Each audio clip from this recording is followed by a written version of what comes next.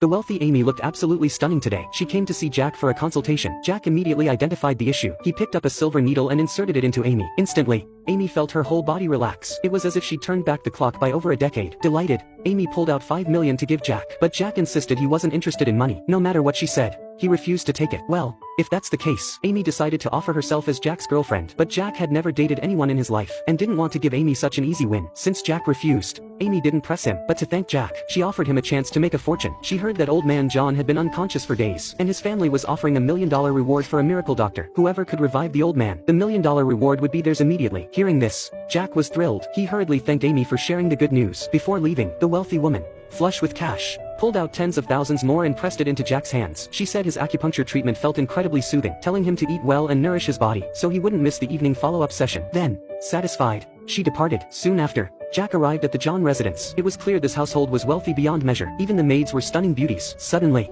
a luxury car pulled up. Stepping out was Mia, the John family's heiress. To Jack's astonishment, this young lady was even more breathtakingly beautiful than the wealthy woman who'd sought his treatment. Jack was utterly transfixed. Never in his life had he seen such a stunning woman. After the young lady entered the house, Jack attempted to follow her inside, but he was stopped by security. Jack hastily pulled out his medical license to show the guard, claiming he was there to treat the head of the John household. But the security guard looked at Jack, a scrawny kid who hadn't even grown any facial hair yet, and assumed Jack was just there to compete for the nanny's affections. He told Jack to get lost immediately, then tossed Jack's business card onto the ground. Since the security guard was being so rude to Jack, Jack instantly used magic to freeze them in place, and slipped inside. Hearing Jack was also there to treat the old man, the nanny told him to join the queue at the back. Jack was speechless. How could so many miracle doctors be here? But he had to admit, this nanny was exceptionally beautiful. Just then, the Meow tribe's miracle doctor, Erin, noticed Jack. Seeing Jack was about her age, Aileen invited him to sit with her. Nearby, the sunglasses-wearing healer Owen muttered curses under his breath at Jack. Unexpectedly, Aileen overheard him. After telling Jack, they got into a heated argument with Owen. Seeing most of the healers had arrived, the nanny called them in to examine old man John. The moment Jack entered the room,